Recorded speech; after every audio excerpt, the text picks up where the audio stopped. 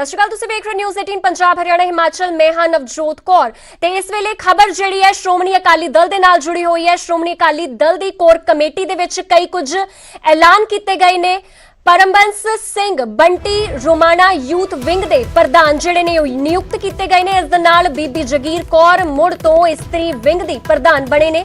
उधर गुलजार सिंह रणीके मुड़ SC wing दे प्रधान बने। इस दे नाल एनके शर्मा नूं वपार मंडल दा प्रधान बनाया गया। इस दे नाल जगमीत बराड़ नूं भी कोर कमेटी दा मैंबर बनाया गया है। इस तो इलावा कोर कमेटी मैंबरां दे विच गोबिंद सिंह लौंगोवाल, बलविंदर सिंह भुंदड़, जथेदार तोता सिंह, चरणजीत सिंह अटवाल, निर्मल सिंह कालो और महेशिंदर सिंह गरेवाल, प्रोफेसर प्रेम सिंह चंदू माजरा, डॉक्टर दलजीत सिंह चीमा, बीबी जगीर कौर, डॉक्टर उपिंदर जीत कौर और सिकंदर सिंह मलूका और इस दे नाल कई शख्सियतां शामिल रही। इस दे नाल ही बिक्रम सिंह मजीठिया, हरि सिंह जीरा और शरणजीत सिंह ढिल्लो, गुलजार सिंह रणीके समेत कई लोग शामिल रहे। तो तुहानूं दस दईए कि श्रोमणी अकाली दल दी कोर कमेटी दा ऐलान होया जिस दे विच परमबंस सिंह बंटी रोमाणा नूं यूथ विंग दा प्रधान नियुक्त किया गया ते उधर ही बीबी जगीर कौर मुड़ तो इस्त्री विंग दी प्रधान नियुक्त किए गए ने। इस दे नाल तुहानूं दस दईए कि गुलजार सिंह रणीके भी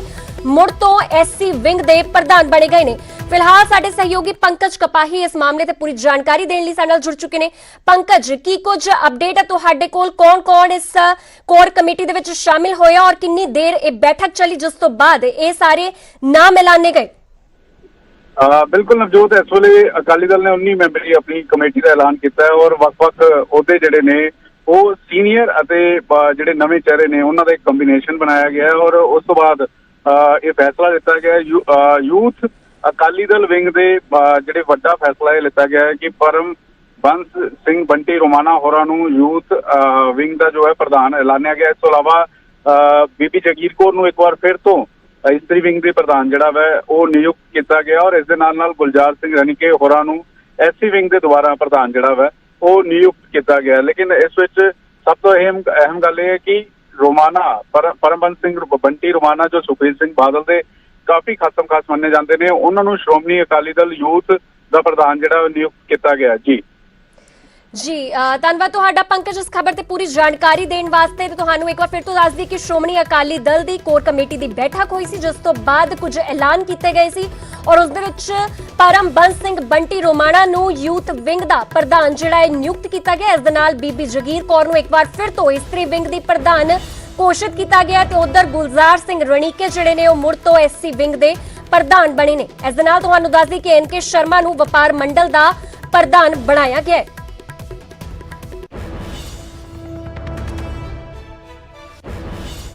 अगली खबर बच्चों के स्कूल के शिक्षा के नाल जुड़ी हुई है। इस दे नाल ही फीस वसूलण नूं लैके जिहड़ा मामला लगातार भखिया होया है पंजाब दे विच, उस दे नाल जुड़ी हुई है। तुहानूं दस दईए कि हाईकोर्ट ने सारियां धिरां नूं एक हुक्म दिता है और स्कूलों ते मापियां दे वकीलां नूं यह हुक्म दिता गया है कि सरकार दे नाल मीटिंग करन और उस तो बाद कोई फैसला जिहड़ा है वो रल मिल के ही किया जाए और तिन्ने धिरां जिहड़ियां ने वो मिल के रल के इसका कोई हल कड्ढण हाईकोर्ट वल्लों जिहड़े निर्देश ने ये दिते गए ने और हाईकोर्ट दे विच 12 जून नूं इसदी जिहड़ी अगली सुनवाई है वो रखी गई है। इस दे नाल ही हाईकोर्ट ने 70% फीस लैण दी जिहड़ी है वो इजाजत दे दित्ती है और पंजाब सरकार ने फैसले नूं चुनौती दी सी। तुहानूं दस दईए कि लगातार बच्चों की फीस वाधे, स्कूल की जिहड़ी फीस है ट्यूशन फीस है उसके वाधे नूं लैके मामला जिहड़ा भखिया सी जिस तो बाद हाईकोर्ट ने 70% फीस लैण की इजाजत दे दी सी जिस तो बाद पंजाब सरकार ने इस फैसले नूं चुनौती दी सी ते हुण इस दे विच एक निर्देश जिहड़ा है हुक्म जिहड़ा है हाईकोर्ट वल्लों दिता गया है कि सरकार दे नाल मीटिंग करके जिहड़े ने वो तीनों तरह जिहड़ियां बैठ के इसते हल कड्ढण। साडे नाल साडे सहयोगी उमेश शर्मा जुड़ चुके इस खबर ते। उमेश, की कुछ अपडेट है? हाईकोर्ट ने की कुछ हुक्म दिता है? नवजोत, क्योंकि पंजाब सरकार ने इस ऑर्डर नूं रिकॉल यानी कि एक तकनीकी प्रक्रिया होंदी है उस ऑर्डर नूं रिकॉल करन दी एप्लीकेशन पाई सी हाईकोर्ट विच जिहदे विच आज सुनवाई हुई है और हाईकोर्ट ने एक वर्बल ही कहा है पेरेंट्स ते जिहड़े एडवोकेट ने ते जिहड़े स्कूलों के प्राइवेट स्कूलों के एडवोकेट ने कि तुसीं पंजाब के एडवोकेट जनरल अतुल नंदा नाल बैठ के एक कोई सोल्यूशन इहदा कड्ढो कि इहदा की हल निकल सकदा है कि ताकि कानूनी जिहड़ी दाव पेच है वो तो चलते रहणगे लेकिन जिहदा हल बैठ निकल सकता है ਤੁਸੀਂ ਉਹ ਕੱਢੋ ਤੇ ਦੋਨੋਂ ਧਿਰਾਂ ਨੂੰ ਕਿਹਾ ਕਿ ਤੁਸੀਂ ਪੰਜਾਬ ਦੇ ਐਡਵੋਕੇਟ ਜਨਰਲ ਨਾਲ ਬੈਠੋ ਤੇ ਇਹਦਾ ਸੋਲੂਸ਼ਨ ਕੱਢ ਸਕਦੇ ਹੋ ਤਾਂ ਉਹ ਤੁਸੀਂ ਇੱਕ ਸਟ੍ਰੈਟਜੀ ਅਪਣਾਓ। ਹਾਲਾਂਕਿ 12 ਜੂਨ ਨੂੰ ਜਿਹੜਾ ਮੇਨ ਕੇਸ ਹੈ ਉਹਦੀ ਸੁਣਵਾਈ ਹੋਣੀ ਹੈ, ਕਿਉਂਕਿ ਜਦੋਂ ਇਹ 70% ਫੀਸ ਸੀ ਇਹਦਾ ਆਰਡਰ ਆਇਆ ਸੀਗਾ ਤੇ ਪੰਜਾਬ ਸਰਕਾਰ ਨੇ ਤਾਂ ਹੀ ਇੱਕ ਬਣਾਈ ਸੀ ਸਟ੍ਰੈਟਜੀ ਤੇ ਚੈਲੰਜ ਇਹਨੂੰ ਆਪਾਂ ਇਹ ਕਹਾਂਗੇ ਕਿ ਆਰਡਰ ਰੀਕਾਲ ਕਰਨ ਵਾਸਤੇ ਕਿਹਾ ਸੀਗਾ। ਔਰ ਇਸੇ ਵਿੱਚ ਅੱਜ ਹਾਈ ਕੋਰਟ ਨੇ ਇੱਕ ਵਰਬਲ ਜਸਟਿਸ ਕਿਹਾ ਕਿ ਤੁਸੀਂ ਦੋਨੋਂ ਧਿਰਾਂ ਬੈਠ ਕੇ ਇਹਦਾ ਕੋਈ ਹੱਲ ਕੱਢੋ।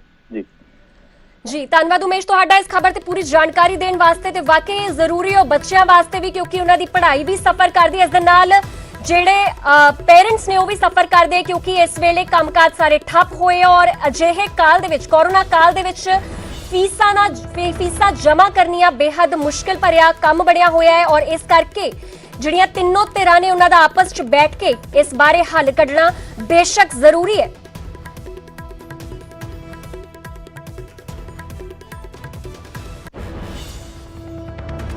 ਉਧਰ ਅਗਲੀ ਖਬਰ ਸ਼੍ਰੋਮਣੀ ਗੁਰਦੁਆਰਾ ਪ੍ਰਬੰਧਕ ਕਮੇਟੀ ਦੇ ਪ੍ਰਧਾਨ ਨਾਲ ਜੁੜੀ ਹੋਈ ਹੈ। ਲੌਂਗੋਵਾਲ ਵੱਲੋਂ ਪੀਐਮ ਨੂੰ ਇੱਕ ਚਿੱਠੀ ਲਿਖੀ ਗਈ ਹੈ ਔਰ ਗੁਰੂ ਘਰਾਂ ਦੇ ਵਿੱਚ ਪ੍ਰਸ਼ਾਦ ਤੇ ਲੰਗਰ ਦੀ ਮਨਜ਼ੂਰੀ ਮੰਗੀ ਗਈ ਹੈ। ਲੋਕਡਾਊਨ ਤੋਂ ਬਾਅਦ ਅੱਜ ਗੁਰੂ ਘਰ ਖੋਲੇ ਗਏ ਨੇ, ਜਿਸ ਤੋਂ ਬਾਅਦ ਧਾਰਮਿਕ ਸਥਾਨ ਤੇ ਕਿਸੇ ਵੀ ਤਰ੍ਹਾਂ ਦੇ ਪ੍ਰਸ਼ਾਦ ਦੇਣ ਦੀ ਮਨਾਹੀ ਕੀਤੀ ਗਈ ਹੈ ਔਰ ਕੋਰੋਨਾ ਕਰਕੇ ਧਾਰਮਿਕ ਸਥਾਨਾਂ ਨੂੰ ਇਹ ਜਿਹੜੇ ਹਦਾਇਤਾਂ ਨੇ ਉਹ ਜਾਰੀ ਕੀਤੀਆਂ ਗਈਆਂ। ਔਰ ਤੁਹਾਨੂੰ ਦੱਸ ਦਈਏ ਕਿ ਅੱਜ ਤੋਂ ਕਈ ਗੁਰੂ ਘਰ ਖੋਲੇ ਗਏ ਨੇ, ਜਿਨ੍ਹਾਂ ਦੇ ਵਿੱਚ ਮੰਦਿਰ, ਮਸਜਿਦ ਔਰ ਗੁਰੂ ਘਰ ਸ਼ਾਮਿਲ ਨੇ।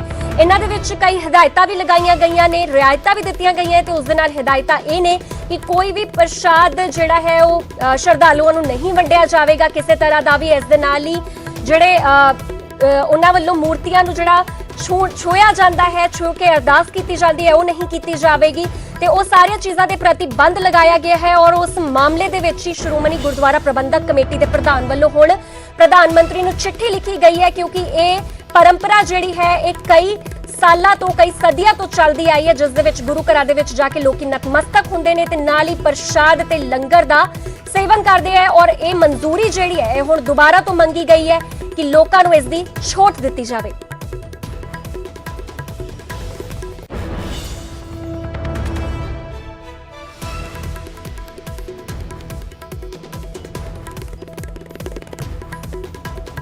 ਤੇ ਇਸ ਵੇਲੇ ਦੀ ਵੱਡੀ ਖਬਰ ਤੁਹਾਨੂੰ ਦੱਸ ਰਿਹਾ ਹੈ ਕਿ ਸ਼੍ਰੋਮਣੀ ਗੁਰਦੁਆਰਾ ਪ੍ਰਬੰਧਕ ਕਮੇਟੀ ਦੇ ਪ੍ਰਧਾਨ ਗੋਬਿੰਦ ਸਿੰਘ ਲੌਂਗੋਵਾਲ ਵੱਲੋਂ ਪ੍ਰਧਾਨ ਮੰਤਰੀ नरेंद्र मोदी ਨੂੰ खोल रहे हैं और ये बाहरी और दिल्ली वाला पॉलिटिक्स काफी जोर पकड़ा हुआ है। कांग्रेस और बीजेपी ने जिस जिस राज्यों में सरकार बढ़ाई उन्होंने कुछ हेल्थ पे और इस पे मेडिकल फैसिलिटीज़ पे कुछ किया होता तो उनको ये नहीं कहना पड़ता। Thank you.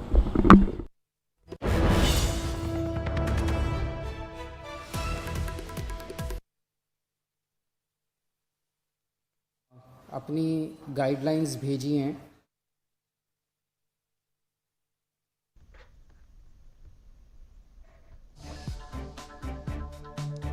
ਤੇ ਤੁਹਾਨੂੰ ਦੱਸ ਦਈਏ ਕਿ ਦਿੱਲੀ ਦੇ ਸੀਐਮ ਦੀ ਤਬੀਅਤ ਅਚਾਨਕ ਖਰਾਬ ਹੋ ਗਈ। ਗੱਲ ਕਰ ਰਹੇ ਹਾਂ ਅਰਵਿੰਦ ਕੇਜਰੀਵਾਲ ਦੀ, ਜਿਨ੍ਹਾਂ ਦੇ ਗਲੇ ਦੇ ਵਿੱਚ ਖਰਾਸ਼ ਹੈ ਔਰ ਇਸ ਦੇ ਨਾਲ ਹੀ ਉਹਨਾਂ ਨੂੰ ਬੁਖਾਰ ਵੀ ਚੜ੍ਹ ਉਤਰ ਰਿਹਾ ਹੈ ਤੇ ਉਹਨਾਂ ਦੀ ਤਬੀਅਤ ਖਰਾਬ ਹੋਣ ਤੋਂ ਬਾਅਦ ਹੁਣ ਕੋਰੋਨਾ ਕਰਕੇ ਇੱਕ ਡਰ ਦਾ ਮਾਹੌਲ ਵੀ ਜ਼ਰੂਰ ਹੈ ਔਰ ਕੋਰੋਨਾ ਟੈਸਟ ਵੀ ਉਹਨਾਂ ਦਾ ਕਰਵਾਇਆ ਜਾਏਗਾ।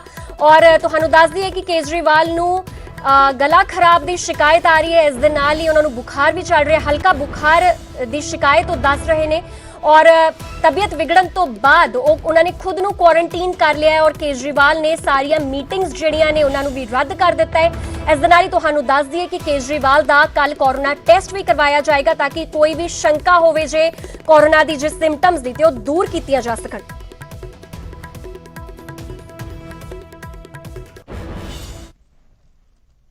ਤੇ ਉਦੋਂ ਅੰਮ੍ਰਿਤਸਰ ਦੇ ਵਿੱਚ ਕਮਿਊਨਿਟੀ ਸਪਰੈਡ ਦਾ ਖਤਰਾ ਜਿਹੜਾ ਹੈ ਉਹ ਲਗਾਤਾਰ ਬਣਿਆ ਹੋਇਆ ਹੈ ਔਰ ਪ੍ਰਸ਼ਾਸਨ ਨੇ ਅੰਮ੍ਰਿਤਸਰ ਦੇ ਕਈ ਇਲਾਕਿਆਂ ਨੂੰ ਸੀਲ ਕੀਤਾ ਹੈ। ਅੰਮ੍ਰਿਤਸਰ ਦੇ ਕਈ ਬਾਜ਼ਾਰ ਵੀ ਜਿਹੜੇ ਨੇ ਉਹਨਾਂ ਨੂੰ ਬੰਦ ਕਰਵਾ ਦਿੱਤਾ ਗਿਆ ਹੈ ਔਰ ਕੰਟੇਨਮੈਂਟ ਏਰੀਆ ਦੇ ਵਿੱਚ ਲੋਕਾਂ ਨੂੰ ਘਰਾਂ ਦੇ ਵਿੱਚ ਹੀ ਰਹਿਣ ਦੀ ਅਪੀਲ ਕੀਤੀ ਜਾ ਰਹੀ ਹੈ ਲਗਾਤਾਰ ਪ੍ਰਸ਼ਾਸਨ ਵੱਲੋਂ। ਇਸ ਦੇ ਨਾਲ ਹੀ ਅੰਮ੍ਰਿਤਸਰ ਦੇ ਵਿੱਚ ਹੁਣ ਤੱਕ 500 ਦੇ ਕਰੀਬ ਜਿਹੜੇ ਨੇ ਉਹ ਕੋਰੋਨਾ ਕੇਸ ਹੋ ਚੁੱਕੇ ਨੇ। ਤੁਹਾਨੂੰ ਦੱਸ ਦਈਏ ਕਿ ਲਗਾਤਾਰ ਕੇਸ ਵਧਣ ਤੋਂ ਬਾਅਦ ਪ੍ਰਸ਼ਾਸਨ ਵੱਲੋਂ ਇਹ ਇਹਤਿਆਤ ਵਜੋਂ ਕਦਮ ਚੁੱਕਿਆ ਗਿਆ ਹੈ ਕਿ ਕਈ ਇਲਾਕਿਆਂ ਨੂੰ ਸੀਲ ਕਰ ਦਿੱਤਾ ਗਿਆ। ਇਸ ਦੇ ਨਾਲ ਕੰਟੇਨਮੈਂਟ ਜ਼ੋਨ ਇਲਾਕਿਆਂ ਦੇ ਵਿੱਚ ਵੀ ਲੋਕਾਂ ਨੂੰ ਅੰਦਰ ਰਹਿਣ ਦੀ ਲਗਾਤਾਰ ਪ੍ਰਸ਼ਾਸਨ ਵੱਲੋਂ ਅਪੀਲ ਕੀਤੀ ਜਾ ਰਹੀ ਹੈ।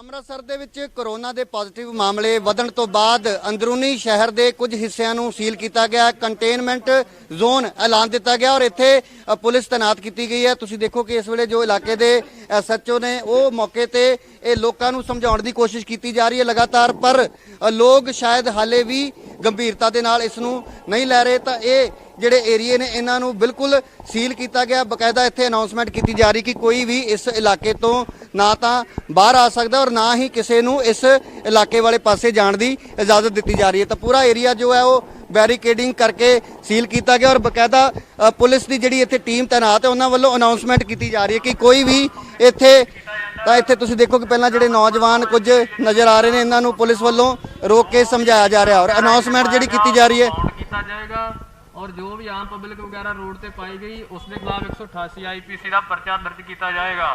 और आज ਜਿਹੜੇ ਰੇੜੀਆਂ ਵਾਲੇ ਫਰੂਟ ਵਾਲੇ ਜਿੰਨੇ ਵੀ ਆ ਇਹਨਾਂ ਨੂੰ ਫੇਰ ਕਿਹਾ ਜਾਂਦਾ ਹੈ ਕਿ ਜੋ ਵੀ ਵੇਚਣਾ ਇਸ ਏਰੀਆ ਤੋਂ ਬਾਹਰ ਜਾ ਕੇ ਵੇਚੋ, ਇੱਥੇ ਕੋਈ ਵੀ ਰੇੜੀ ਵਗੈਰਾ ਨਹੀਂ ਲੱਗੇਗੀ, ਸਿਰਫ ਔਰ ਸਿਰਫ ਮੈਡੀਕਲ ਔਰ ਕਰਿਆਨੇ ਦੀ ਸ਼ਾਪਸ ਹੀ ਓਪਨ ਹੋਣਗੀਆਂ और ਕੋਈ ਨਹੀਂ।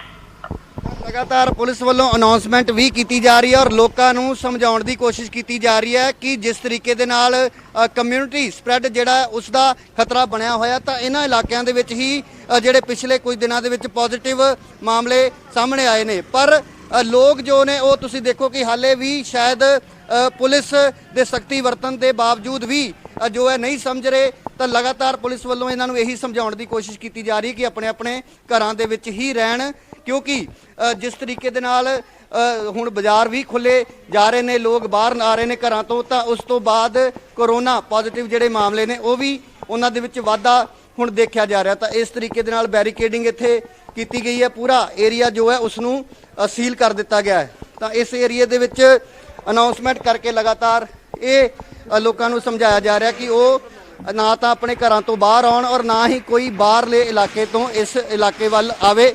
ਤਾਂ ਇੱਕ ਪੁਲਿਸ ਵਾਸਤੇ ਸਿਰਦਰਦੀ ਜ਼ਰੂਰ ਬਣੀ ਹੋਈ ਹੈ। ਜਿਹੜੇ ਲੋਕ ਇੱਥੇ ਸਬਜ਼ੀ ਜਾਂ ਹੋਰ ਫਰੂਟ ਦੀਆਂ ਰੇੜੀਆਂ ਲਾਉਂਦੇ ਨੇ ਉਹਨਾਂ ਨੂੰ ਵੀ ਸਮਝਾਇਆ ਜਾ ਰਿਹਾ ਕਿ ਉਹ ਕੁਝ ਦਿਨਾਂ ਦੇ ਲਈ ਇੱਥੇ ਰੇੜੀਆਂ ਨਾ ਲਾਉਣ। ਤੇ ਲਗਾਤਾਰ ਅੰਮ੍ਰਿਤਸਰ ਕੋਰੋਨਾ ਵਾਇਰਸ ਦਾ ਇੱਕ ਐਪੀਸੈਂਟਰ ਬਣਿਆ ਹੋਇਆ ਜਿੱਥੇ ਲਗਾਤਾਰ ਮਾਮਲੇ ਸਾਹਮਣੇ ਆ ਰਹੇ ਨੇ ਔਰ ਫਿਲਹਾਲ ਤੁਹਾਨੂੰ ਦੱਸ ਦਈਏ ਕਿ ਅੱਜ ਵੀ 2 ਹੋਰ ਜਿਹੜੀਆਂ ਮੌਤਾਂ ਨੇ ਉਹ ਅੰਮ੍ਰਿਤਸਰ ਦੇ ਵਿੱਚ ਕੋਰੋਨਾ ਵਾਇਰਸ ਤੋਂ ਬਾਅਦ ਹੋ ਚੁੱਕੀਆਂ ਨੇ। ਅੰਮ੍ਰਿਤਸਰ ਦੇ ਵਿੱਚ 2 ਬਜ਼ੁਰਗਾਂ ਨੇ ਕੋਰੋਨਾ ਵਾਇਰਸ ਦੀ ਚਪੇਟ ਵਿੱਚ ਆਉਣ ਤੋਂ ਬਾਅਦ ਦਮ ਤੋੜ ਦਿੱਤਾ ਹੈ ਔਰ ਗੁਰੂ ਨਾਨਕ ਦੇਵ ਹਸਪਤਾਲ ਦੇ ਵਿੱਚ ਇਹਨਾਂ ਦਾ ਇਲਾਜ ਚੱਲ ਰਿਹਾ ਸੀ। ਦੋਵੇਂ ਹੋਰ ਬਿਮਾਰੀਆਂ ਤੋਂ ਵੀ ਪੀੜਤ ਸਨ ਔਰ ਅੰਮ੍ਰਿਤਸਰ ਜ਼ਿਲ੍ਹੇ ਦੇ ਵਿੱਚ ਹੁਣ ਤੱਕ 10 ਲੋਕਾਂ ਨੇ ਦਮ ਤੋੜ ਦਿੱਤਾ ਹੈ ਔਰ ਕੋਰੋਨਾ ਨਾਲ ਪੰਜਾਬ ਦੇ ਵਿੱਚ ਹੁਣ ਤੱਕ 54 ਮੌਤਾਂ ਜਿਹੜੀਆਂ ਨੇ ਉਹ ਹੋ ਚੁੱਕੀਆਂ ਹੈ। ਤੇ ਲਗਾਤਾਰ ਅੰਮ੍ਰਿਤਸਰ ਦੇ ਵਿੱਚ ਕੋਰੋਨਾ ਵਾਇਰਸ ਜਿਹੜਾ ਹੈ ਉਹ ਪੈਰ ਪਸਾਰ ਰਿਹਾ ਹੈ, ਹੌਟਸਪੌਟ ਬਣਦਾ ਜਾ ਰਿਹਾ ਅੰਮ੍ਰਿਤਸਰ। ਔਰ ਅੱਜ ਦੀ ਤੁਹਾਨੂੰ ਗੱਲ ਦੱਸੀਏ ਤੇ 2 ਹੋਰ ਜਿਹੜੀਆਂ ਮੌਤਾਂ ਨੇ ਉਹ ਅੰਮ੍ਰਿਤਸਰ ਦੇ ਵਿੱਚ ਸਾਹਮਣੇ ਆਈਆਂ ਨੇ। ਇਹ ਦੋਨੋਂ ਬਜ਼ੁਰਗ ਸਨ ਜੋ ਪਹਿਲਾਂ ਹੀ ਕਈ ਬਿਮਾਰੀਆਂ ਤੋਂ ਗ੍ਰਸਤ ਸਨ ਔਰ ਗੁਰੂ ਨਾਨਕ ਦੇਵ ਹਸਪਤਾਲ ਦੇ ਵਿੱਚ ਇਹਨਾਂ ਦਾ ਇਲਾਜ ਚੱਲ ਰਿਹਾ ਸੀ।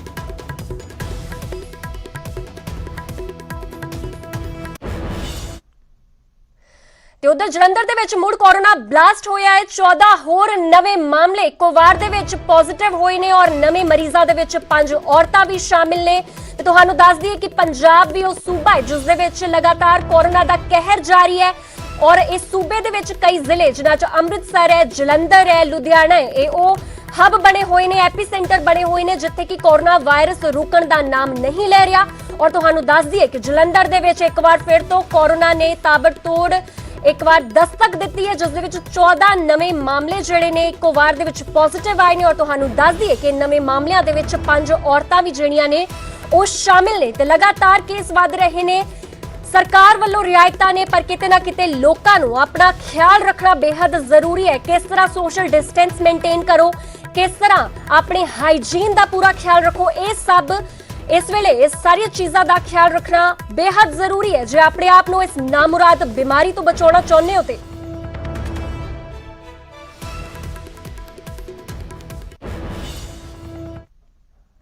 ਇਧਰ ਜੰਮੂ ਕਸ਼ਮੀਰ ਪੰਜਾਬ ਬਾਰਡਰ ਅਜੇ ਵੀ ਬੰਦ ਹੈ। ਜੰਮੂ ਪ੍ਰਸ਼ਾਸਨ ਨੇ ਬਾਰਡਰ ਤੋਂ ਪਾਬੰਦੀ ਨਹੀਂ ਹਟਾਈ ਹੈ ਔਰ ਬਾਰਡਰ ਤੋਂ ਲੋਕਾਂ ਨੂੰ ਜਿਹੜਾ ਵਾਪਸ ਭੇਜਿਆ ਜਾ ਰਿਹਾ, ਜੋ ਲੋਕ ਵੀ ਅੰਦਰ ਐਂਟਰ ਕਰਨ ਦੀ ਕੋਸ਼ਿਸ਼ ਕਰ ਰਹੇ ਨੇ ਉਹਨਾਂ ਨੂੰ ਵਾਪਸ ਭੇਜਿਆ ਜਾ ਰਿਹਾ ਹੈ ਜੰਮੂ ਕਸ਼ਮੀਰ ਪ੍ਰਸ਼ਾਸਨ ਵੱਲੋਂ। ਔਰ ਲਖਨਪੁਰ ਬਾਰਡਰ ਤੇ ਕਈ ਲੋਕਾਂ ਨੂੰ ਜਿਹੜੇ ਲੋਕ ਨੇ ਉਹਨਾਂ ਵੱਲੋਂ ਪ੍ਰਦਰਸ਼ਨ ਵੀ ਕੀਤਾ ਗਿਆ ਕਿਉਂਕਿ ਉਹ ਆਪਣੇ ਘਰ ਜਾਣਾ ਚਾਹੁੰਦੇ ਨੇ ਔਰ ਜਦੋਂ ਉਹਨਾਂ ਤੇ ਪਾਬੰਦੀ ਲਗਾਈ ਜਾ ਰਹੀ ਹੈ ਤੇ ਉਹ ਨਹੀਂ ਜਾ ਪਾ ਰਹੇ ਤੇ ਉਹਨਾਂ ਵੱਲੋਂ ਪ੍ਰਦਰਸ਼ਨ ਕੀਤਾ ਗਿਆ। ਇਸ ਦੇ ਨਾਲ ਨੌਕਰੀ ਲਈ ਜੰਮੂ ਜਾਣਾ ਚਾਹੁੰਦੇ ਨੇ ਔਰ 2.5 ਮਹੀਨੇ ਤੋਂ ਇਹ ਬੰਦ ਪਿਆ ਹੋਇਆ ਹੈ ਔਰ ਜੰਮੂ ਪੰਜਾਬ ਜਿਹੜਾ ਬਾਰਡਰ ਹੈ ਇਸ ਨੂੰ ਨਹੀਂ ਖੋਲਿਆ ਗਿਆ। ਹਲੇ ਵੀ ਉੱਥੇ ਪਾਬੰਦੀ ਜਾਰੀ ਹੈ ਔਰ ਪ੍ਰਸ਼ਾਸਨ ਕਿਸੇ ਵੀ ਤਰ੍ਹਾਂ ਦੀ ਕੋਈ ਐਂਟਰੀ ਨਹੀਂ ਕਰਨ ਦੇ ਰਿਹਾ। ਤੁਹਾਨੂੰ ਦੱਸ ਦੇ ਕਿ ਕਈ ਲੋਕ ਨੌਕਰੀ ਲਈ ਜੰਮੂ ਜਾਣਾ ਚਾਹੁੰਦੇ ਨੇ ਔਰ 2.5 ਮਹੀਨੇ ਤੋਂ ਜਿਹੜਾ ਬਾਰਡਰ ਹੈ ਹਜੇ ਵੀ ਬੰਦ ਪਿਆ ਹੈ।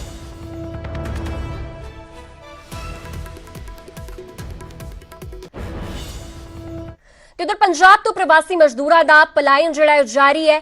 ਇਸ ਦੇ ਨਾਲ ਹੀ ਛੱਤੀਸਗੜ੍ਹ ਵਾਪਸ ਘਰ ਜਾਣ ਲਈ ਮਜ਼ਦੂਰ ਅੰਮ੍ਰਿਤਸਰ ਰੇਲਵੇ ਸਟੇਸ਼ਨ ਤੇ ਇਕੱਠੇ ਹੋਏ ਪਰ ਗੱਡੀ ਨਾ ਜਾਣ ਕਾਰਨ ਇਹਨਾਂ ਨੂੰ ਵਾਪਸ ਭੇਜ ਦਿੱਤਾ ਗਿਆ।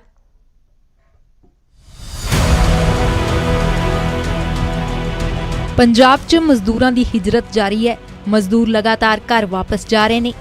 ਭਾਵੇਂ ਦੇਸ਼ ਅਨਲੌਕ ਹੈ, ਕੰਮ ਸ਼ੁਰੂ ਹੈ, ਫੈਕਟਰੀਆਂ ਚਾਲੂ ਨੇ, ਪਰ ਮਜ਼ਦੂਰਾਂ ਦੀ ਅੱਖ ਘਰ ਵਾਪਸੀ ਤੇ ਹੀ ਹੈ। ਤਸਵੀਰਾਂ ਅੰਮ੍ਰਿਤਸਰ ਦੇ ਰੇਲਵੇ ਸਟੇਸ਼ਨ ਦੀਆਂ ਨੇ, ਜਿੱਥੇ ਵੱਡੀ ਗਿਣਤੀ 'ਚ ਪ੍ਰਵਾਸੀ ਮਜ਼ਦੂਰ ਇਕੱਠੇ ਹੋ ਗਏ। ਬੱਚੇ ਤੇ ਔਰਤਾਂ ਵੀ ਨਾਲ ਨੇ। ਇਹ ਮਜ਼ਦੂਰ ਸੂਬੇ 'ਚ ਪੱਠਿਆਂ ਤੇ ਕੰਮ ਕਰਦੇ ਨੇ, ਪਰ ਲਾਕਡਾਊਨ 'ਚ ਹਾਲਤ ਖਰਾਬ ਹੋ ਗਈ ਤੇ ਘਰ ਵਾਪਸੀ ਲਈ ਇੱਕ ਹੀ ਰਾਹ ਬਚਿਆ।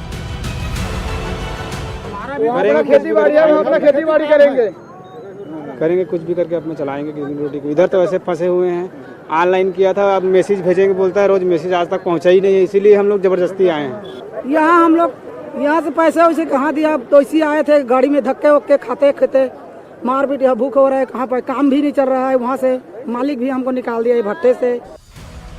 ਅਸਲ 'ਚ ਕੁਝ ਦਿਨ ਪਹਿਲਾਂ ਅੰਮ੍ਰਿਤਸਰ ਤੋਂ ਛੱਤੀਸਗੜ੍ਹ ਲਈ ਗੱਡੀ ਰਵਾਨਾ ਹੋਈ ਸੀ। ਕਈ ਮਜ਼ਦੂਰਾਂ ਦੀ ਘਰ ਵਾਪਸੀ ਹੋਈ।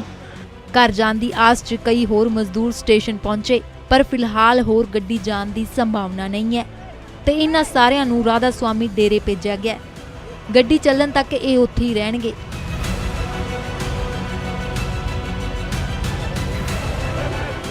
पुलिस वाले कह रहे हैं 5 बजे गाड़ी आएगा, 6 बजे गाड़ी आएगा, लेकिन वो एक भी गाड़ी नहीं है। तो हम लोग किस में छत्तीसगढ़ जाएंगे? हम लोग सर ऐसा लग रहा है कि हम तो बाहर हैं, हिंदुस्तान में हैं पर बाहर हैं, ऐसा लग रहा है हम लोगों को। क्यों सर? कि हमारा किसी चीज़ का ध्यान नहीं दिया जा रहा, किसी तरह का तरीका नहीं किया हुआ, न खाने का न व्यवस्था है, न रहने का व्यवस्था है, न बाथरूम का, न लैटरिन का, किसी तरह का व्यवस्था नहीं है सर। ਸਵਾਲ ਪ੍ਰਸ਼ਾਸਨ ਤੇ ਵੀ ਉੱਠ ਰਹੇ ਨੇ। ਜੇ ਗੱਡੀ ਚੱਲਣੀ ਹੀ ਨਹੀਂ ਸੀ ਤਾਂ ਇਹਨਾਂ ਨੂੰ ਇੱਥੇ ਆਉਣ ਕਿਉਂ ਦਿੱਤਾ? ਕਿੱਥੇ ਸੀ ਪੁਲਿਸ ਮੁਲਾਜ਼ਮ? ਕਿਸਨੇ ਗੱਡੀ ਚੱਲਣ ਦੀ ਝੂਠੀ ਖਬਰ ਦਿੱਤੀ? ਪਹਿਲਾਂ ਹੀ ਪਰੇਸ਼ਾਨ ਮਜ਼ਦੂਰਾਂ ਨੂੰ ਕਿਉਂ ਪਰੇਸ਼ਾਨ ਕੀਤਾ ਗਿਆ? ਅੰਮ੍ਰਿਤਸਰ ਤੋਂ ਰਾਜੀਵ ਸ਼ਰਮਾ, ਨਿਊਜ਼ 18। ਤੇ ਉਧਰ ਮੋਗਾ ਦੇ ਵਿੱਚ ਮਾਸਕ ਨਹੀਂ ਪਾਉਣ ਵਾਲਿਆਂ ਤੇ ਪ੍ਰਸ਼ਾਸਨ ਦੀ ਜਿਹੜੀ ਹੈ ਉਹ ਕਾਰਵਾਈ ਹੋਈ ਹੈ ਔਰ ਸੋਸ਼ਲ ਡਿਸਟੈਂਸਿੰਗ ਦੀਆਂ ਧੱਜੀਆਂ ਤੇ ਵੀ ਚਲਾਨ ਕੀਤੇ ਗਏ ਨੇ। ਮੋਗਾ ਦੀ ਸਬਜ਼ੀ ਮੰਡੀ ਦੇ ਵਿੱਚ ਪੁਲਿਸ ਦੀ ਇਹ ਕਾਰਵਾਈ ਜਿਹੜੀ ਹੈ ਵੇਖਣ ਨੂੰ ਮਿਲੀ ਹੈ ਔਰ ਭੀੜ ਜਮਾ ਹੋਣ ਤੇ ਐਕਸ਼ਨ ਦੇ ਵਿੱਚ ਪੁਲਿਸ ਆਈ। ਇਸ ਤੋਂ ਬਾਅਦ ਕੁਝ ਦੁਕਾਨਦਾਰਾਂ ਨੇ ਇਸ ਦਾ ਵਿਰੋਧ ਵੀ ਕੀਤਾ ਔਰ ਬਿਨਾਂ ਮਾਸਕ ਵਾਲੇ 5 ਅਤੇ ਸੋਸ਼ਲ ਡਿਸਟੈਂਸਿੰਗ ਦਾ ਧਿਆਨ ਨਾ ਰੱਖਣ ਵਾਲਿਆਂ ਦੇ 8 ਲੋਕਾਂ ਦੇ ਚਲਾਨ ਕੱਟੇ ਗਏ। ਤੁਹਾਨੂੰ ਦੱਸ ਦਈਏ ਕਿ ਤਸਵੀਰਾਂ ਸਵੇਰੇ 5 ਵਜੇ ਦੀਆਂ ਨੇ, ਜਿਸ ਵੇਲੇ ਸਬਜ਼ੀ ਮੰਡੀ ਦੇ ਵਿੱਚ ਲੋਕਾਂ ਦਾ ਕਾਫੀ ਇਕੱਠ ਹੋ ਗਿਆ ਸੀ ਔਰ ਸੋਸ਼ਲ ਡਿਸਟੈਂਸਿੰਗ ਨੂੰ ਤਾਕ ਤੇ ਰੱਖਿਆ ਗਿਆ ਸੀ, ਜਿਸ ਤੋਂ ਬਾਅਦ ਪ੍ਰਸ਼ਾਸਨ ਵੱਲੋਂ ਇਹ ਕਾਰਵਾਈ ਕੀਤੀ ਗਈ। ਸਾਡੇ ਸੌਦੇ ਵਿਕਣ ਦੇ, ਜੇ ਸੌਦਾ ਵਿਕਦਾ ਪਿੱਛੇ ਕਰੋ, ਕਿੱਥੇ ਰੱਖੀਏ? ਜੇ ਕੋਈ ਗਾਹਕ ਆਉਂਦਾ ਉਹਨੂੰ ਅੰਦਰ ਤਾਰ ਦਿੰਦੇ ਆ। 2-2000 ਰੁਪਇਆ ਸਾਨੂੰ ਜੁਰਮਾਨਾ ਕਰਦਾ, ਬਿਨਾਂ ਪੁੱਛੋ 2-2000 ਕਾਹਦਾ ਕਰਦਾ ਜੁਰਮਾਨਾ ਇਹਨਾਂ ਨੇ? ਕਿੰਨੇ ਨੇ ਕੀਤਾ ਜੁਰਮਾਨਾ? ਤੁਹਾਨੂੰ ਜੀ ਮਾਰਕੀਟ ਕਮੇਟੀ ਨਾਲ ਹੈ, ਡੀਐਸਪੀ ਨਾਲ ਹੈ। ਅੱਛਾ, ਕਾਹਦੇ ਲੈ ਕੇ ਸਾਡੇ ਕੋਲ ਪੜ ਕੇ ਜੁਰਮਾਨੇ ਕਾਹਦੇ ਕਰ ਰਹੇ ਨੇ? ਸਾਡੇ ਸੌਦੇ ਛੱਡ ਕੇ ਆਉਂਦੇ ਆ ਬਿਨਾਂ ਗੱਲਬਾਤ ਤੋਂ ਧੱਕਾ। ਇਹ ਤਰਾਜ ਸਮਿੰਦਰ ਸਿੰਘ ਲਾ ਰਿਹਾ ਸੀ, ਐਸਐਚਓ ਲਾ ਸੀ, 10-12 ਪੁਲਿਸ ਵਾਲੇ ਲਾ ਸੀ। ਸਾਰੀ ਮੰਡੀ ਚੱਲ 50-50 ਫੁੱਟ ਸੜਕ ਦੇ ਸੌਦਾ ਲੱਗਿਆ ਪਿਆ। ਸਾਡਾ ਸੜਕ ਦੇ ਸੌਦਾ 5 ਫੁੱਟ ਬਾਹਰ ਨਹੀਂ ਸੀ। ਸਾਡਾ ਕੋਲ ਖਾਲੀ ਚਲਾਨ ਕਰਾਇਆ। ਅੱਛਾ, ਬਿਨਾਂ ਗੱਲ ਤੋਂ।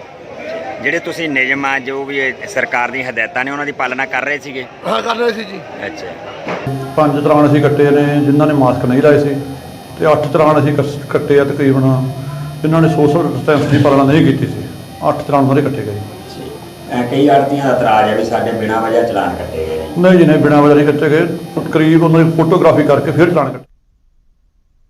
ਤੇ ਅਗਲੀ ਖਬਰ ਝੋਨੇ ਦੀ ਲਵਾਈ ਦੇ ਨਾਲ ਜੁੜੀ ਹੋਈ ਹੈ। ਪੰਜਾਬ ਦੇ ਵਿੱਚ 10 ਜੂਨ ਤੋਂ ਝੋਨੇ ਦੀ ਲਵਾਈ ਜਿਹੜੀ ਹੈ ਉਹ ਸ਼ੁਰੂ ਹੋਣੀ ਹੈ ਔਰ ਸਮਾਣਾ ਦੇ ਵਿੱਚ ਕੁਝ ਕਿਸਾਨਾਂ ਨੇ ਨੀਂਹ ਦਾ ਲਾਹਾ ਲੈਂਦੇ ਹੋਏ ਬਿਜਾਈ ਸ਼ੁਰੂ ਕਰ ਦਿੱਤੀ ਹੈ। ਇਸ ਦੇ ਨਾਲ ਹੀ ਮਜ਼ਦੂਰਾਂ ਦੀ ਘਾਟ ਕਾਰਨ ਔਰਤਾਂ ਤੋਂ ਬਿਜਾਈ ਜਿਹੜੀ ਹੈ ਉਹ ਕਰਵਾਈ ਜਾ ਰਹੀ ਹੈ।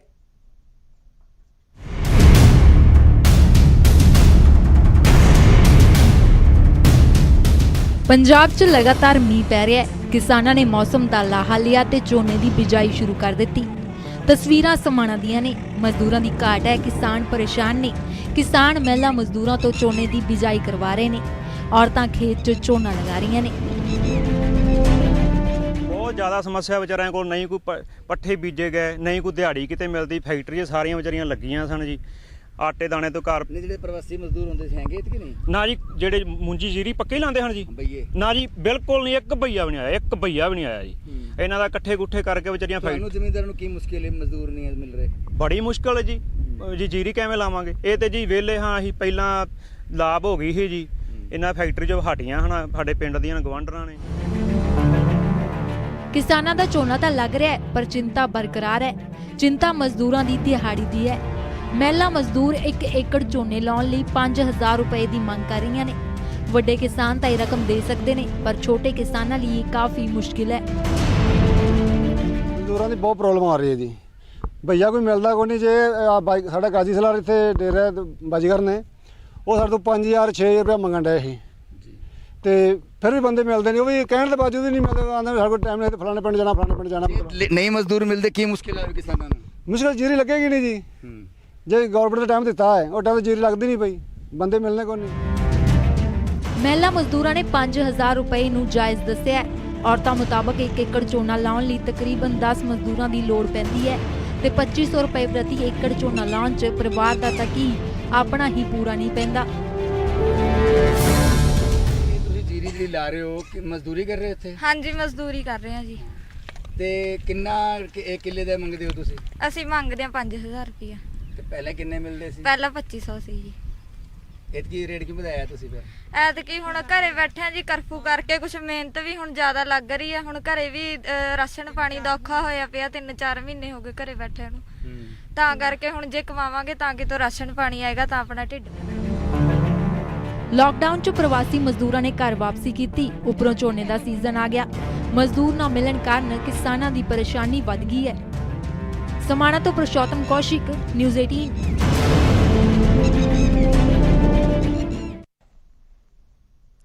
ਤੇ ਉਧਰ ਨਿਊਜ਼ 18 ਦੀ ਖਬਰ ਦਾ ਇੱਕ ਵਾਰ ਫਿਰ ਤੋਂ ਵੱਡਾ ਅਸਰ ਵੇਖਣ ਨੂੰ ਮਿਲਿਆ ਹੈ। ਕਰਤਾਰਪੁਰ ਕੋਰੀਡੋਰ ਦੀ ਰੋਡ ਦੀ ਮੁਰੰਮਤ ਦਾ ਕੰਮ ਜਿਹੜਾ ਹੈ ਉਹ ਸ਼ੁਰੂ ਹੋ ਚੁੱਕਿਆ ਹੈ। ਬਰਸਾਤ ਕਰਕੇ 6 ਮਹੀਨੇ ਦੇ ਵਿੱਚ ਹੀ ਟੁੱਟ ਗਈ ਸੀ ਇਹ ਸੜਕ ਔਰ ਕੱਲ ਨਿਊਜ਼ 18 ਨੇ ਦਿਖਾਇਆ ਸੀ ਟੁੱਟੀ ਸੜਕ ਦਾ ਪੂਰਾ ਹਾਲ। ਇਸ ਦੇ ਨਾਲ ਖਬਰ ਵਿਖਾਏ ਜਾਣ ਤੋਂ ਬਾਅਦ ਹਰਕਤ ਦੇ ਵਿੱਚ ਪ੍ਰਸ਼ਾਸਨ ਆਇਆ, ਜਿਸ ਤੋਂ ਬਾਅਦ ਇਹ ਜਿਹੜਾ ਮੁਰੰਮਤ ਦਾ ਕੰਮ ਹੈ ਇਹ ਫਿਰ ਤੋਂ ਸ਼ੁਰੂ ਹੋ ਚੁੱਕਿਆ ਹੈ। ਤੇ ਤੁਹਾਨੂੰ ਦੱਸ ਦਈਏ ਕਿ ਕਰਤਾਰਪੁਰ ਕੋਰੀਡੋਰ ਦੀ ਰੋਡ ਬਣੀ ਨੂੰ ਹਾਲੇ 6 ਮਹੀਨੇ ਹੀ ਹੋਏ ਨੇ ਔਰ ਉਸ ਦੇ ਦੌਰਾਨ ਹੀ ਇੱਕ ਬਰਸਾਤ ਦੇ ਵਿੱਚ ਹੀ ਇਸ ਸੜਕ ਦੀ ਉਹ ਖਸਤਾ ਹਾਲਤ ਹੋ ਗਈ, ਜਿਸ ਨੂੰ ਨਿਊਜ਼ 18 ਨੇ ਦਿਖਾਇਆ ਸੀ ਇਸ ਖਬਰ ਨੂੰ। ਔਰ ਖਬਰ ਦਿਖਾਉਣ ਤੋਂ ਬਾਅਦ ਪ੍ਰਸ਼ਾਸਨ ਹਰਕਤ ਦੇ ਵਿੱਚ ਆਇਆ ਔਰ ਮੁਰੰਮਤ ਦਾ ਕੰਮ ਜਿਹੜਾ ਹੈ ਉਹ ਸ਼ੁਰੂ ਕੀਤਾ ਗਿਆ। ਤੇ ਤੁਸੀਂ ਅੰਦਾਜ਼ਾ ਲਗਾ ਸਕਦੇ ਹੋ ਇਸ ਸੜਕ ਦੀ ਹਾਲਤ ਵੇਖਦਿਆਂ ਹੀ। ਦੋ ਤਸਵੀਰਾਂ ਦੇ ਵਿੱਚ, ਇੱਕ ਤਸਵੀਰ ਦੇ ਵਿੱਚ ਜਿਸ ਦੇ ਵਿੱਚ ਖਸਤਾ ਹਾਲਤ ਹੈ ਸੜਕ ਦੀ, ਔਰ ਇਹ ਤਸਵੀਰਾਂ ਕੱਲ ਦੀਆਂ ਨੇ ਜਿਸ ਦੇ ਵਿੱਚ ਤੁਸੀਂ ਵੇਖ ਸਕਦੇ ਹੋ ਕਿ ਇਹ ਸੜਕ ਕਿਸੇ ਵੀ ਤਰ੍ਹਾਂ ਦੇ ਹਾਦਸੇ ਨੂੰ ਪੂਰੀ ਤਰ੍ਹਾਂ ਆਪਣੇ ਵੱਲ ਖਿੱਚ ਰਹੀ ਹੈ ਕਿ ਕੋਈ ਵੀ ਹਾਦਸਾ ਇੱਥੇ ਹੋ ਸਕਦਾ ਹੈ। ਇਸ ਦੇ ਨਾਲ ਹੀ ਦੂਜੀ ਤਸਵੀਰ ਵਿੱਚ ਤੁਸੀਂ ਦੇਖ ਸਕਦੇ ਹੋ ਕਿ ਮੁਰੰਮਤ ਕਾਰਜ ਜਿਹੜਾ ਹੈ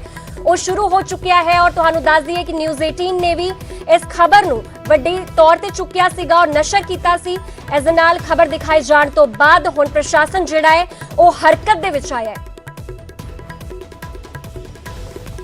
ਇੱਕ ਵਾਰ ਫਿਰ ਨਿਊਜ਼ 18 ਦੀ ਖਬਰ ਦਾ ਅਸਰ ਵੇਖਣ ਨੂੰ ਮਿਲਿਆ। ਤੁਸੀਂ ਦੇਖ ਸਕਦੇ ਹੋ ਕਿ ਕਰਤਾਰਪੁਰ ਕੋਰੀਡੋਰ ਨੂੰ ਜਾਂਦਾ ਰਸਤਾ ਸੀ ਉਹ ਬਰਸਾਤ ਦੇ ਨਾਲ ਜਾਂ ਰਸਤਾ ਜਿਹੜਾ ਉਹ ਬਹਿ ਗਿਆ ਸੀ ਔਰ ਕਿਨਾਰੇ ਜਿਹੜੇ ਉਹਦੇ ਜਾਣ ਵਾਲੇ ਕਿਨਾਰੇ ਸੀ ਸੜਕਾਂ ਦੀ ਉਹ ਟੁੱਟ ਚੁੱਕੇ ਸੀ। ਔਰ ਕਿਨਾਰੇ ਟੁੱਟਣ ਤੋਂ ਬਾਅਦ ਜੋ ਕਰਤਾਰਪੁਰ ਕੋਰੀਡੋਰ ਨੂੰ ਜਾਣ ਦਾ 4 ਕਿਲੋਮੀਟਰ ਜੋ ਰੋਡ ਬਣਿਆ ਸੀ, ਜੋ ਨੈਸ਼ਨਲ ਹਾਈਵੇ ਅਥਾਰਟੀ ਰੋਡ ਬਣਾਇਆ ਸੀ, ਉਹ ਰੋਡ ਜਿਹੜਾ ਨਾ ਬੁਰੀ ਤਰ੍ਹਾਂ ਬਰਸਾਤ ਦੇ ਨਾਲ ਰੁੜ ਚੁੱਕਾ ਹੈ। ਰੁੜਨ ਤੋਂ ਬਾਅਦ ਤੁਸੀਂ ਦੇਖ ਸਕਦੇ ਵੀ ਵੱਡੇ ਟੋਏ ਪੈ ਗਏ ਸੀ। ਔਰ ਜਦੋਂ ਨਿਊਜ਼ 18 ਦੇ ਬਾਅਦ ਇਹ ਖਬਰ ਨਸ਼ਰ ਕਰਨ ਤੋਂ ਬਾਅਦ ਤੁਸੀਂ ਦੇਖ ਸਕਦੇ ਨੈਸ਼ਨਲ ਹਾਈਵੇ ਅਥਾਰਟੀ ਵਾਲੇ ਕਰਮਚਾਰੀ ਇਹ ਰੋਡ ਜਿਹੜਾ ਬਣਾਉਣਾ ਸ਼ੁਰੂ ਕਰ ਚੁੱਕੇ ਨੇ। ਔਰ ਤੁਸੀਂ ਦੇਖ ਸਕਦੇ ਵੀ ਰੋਡ ਬਣਾ ਰਹੇ ਨੇ ਲਗਾਤਾਰ। ਜਿੱਥੇ ਟੋਏ ਪਏ ਸੀ ਉਹ ਟੋਏ ਪੂਰ ਕੇ ਉੱਥੇ ਬਜਰੀ ਲੋਕ ਵਗੈਰਾ ਪਾਈ ਜਾ ਰਹੀ ਆ ਔਰ ਪੂਰੀ ਜਗ੍ਹਾ ਦੀ ਰਿਪੇਅਰ ਕੀਤੀ ਜਾ ਰਹੀ ਆ। ਔਰ ਕਿਉਂਕਿ ਇੱਕ ਵਾਰ ਸਾਨੂੰ ਫਿਰ ਦੇਖਣ ਨੂੰ ਮਿਲੇਗਾ ਨਿਊਜ਼ 18 ਦੀ ਖਬਰ ਦਾ ਵੱਡਾ ਅਸਰ ਦੇਖਣ ਨੂੰ ਫਿਰ ਮਿਲਿਆ। ਵੱਡਾ ਅਸਰ ਦੇਖਦੇ ਇਸ ਤਰ੍ਹਾਂ ਕਹਿ ਸਕਦੇ ਕਿ ਇਹ ਰੋਡ ਜੋ ਕਾਫੀ ਦਿਨਾਂ ਤੋਂ ਟੁੱਟਾ ਹੋਇਆ ਸੀ ਔਰ ਵਸੈਲੀ ਬਰਸਾਤ ਰਹੀ ਇਹ ਰੋਡ ਕੇ ਲੈ ਗਿਆ ਸੀ। ਔਰ ਜਦੋਂ ਰੋਡ ਖਬਰ ਨਿਊਜ਼ 18 ਪੰਜਾਬ ਨੇ ਨਿਊਜ਼ ਨਸਰ ਕੀਤੀ, ਨਸਰ ਕਰਨ ਤੋਂ ਬਾਅਦ ਇਹ ਨੈਸ਼ਨਲ ਹਾਈਵੇ ਅਥਾਰਟੀ ਵਾਲੇ ਨੇ ਆਪਣਾ ਰੋਡ ਦਾ ਕੰਮ ਬਣਾਉਣਾ ਸ਼ੁਰੂ ਕਰਤਾ। ਤੁਸੀਂ ਦੇਖ ਸਕਦੇ ਮੇਰੇ ਪਿੱਛੇ ਉਹਨਾਂ ਦੀ ਮਸ਼ੀਨਾਂ ਖੜੀਆਂ ਨੇ ਔਰ ਉਹਨਾਂ ਦੇ ਜੋ ਮਜ਼ਦੂਰ ਨੇ ਕੰਮ ਕਰ ਰਹੇ ਨੇ ਔਰ ਜਲਦੀ ਹੀ ਜਿਹੜੇ ਟੋਏ ਨਿਊਜ਼ ਇੱਥੇ ਪਏ ਸੀ ਰੋਡ ਤੇ ਉਹ ਟੋਏ ਬਣਾਏ ਜਾ ਰਹੇ ਨੇ। ਔਰ ਟੋਏ ਪੂਰਨ ਤੋਂ ਬਾਅਦ ਤੁਸੀਂ ਦੇਖ ਸਕਦੇ ਨਿਊਜ਼ 18 ਦੀ ਖਬਰ ਦਾ ਇੱਕ ਵਾਰ ਫਿਰ ਵੱਡਾ ਅਸਰ ਹੋਇਆ। ਨਿਊਜ਼ 18 ਪੰਜਾਬ ਦੇ ਲਈ ਡੇਰਾ ਬਾਬਾ ਨਾਨਕ ਤੋਂ ਬਿਸ਼ੰਬਰ ਬਿੱਟੂ।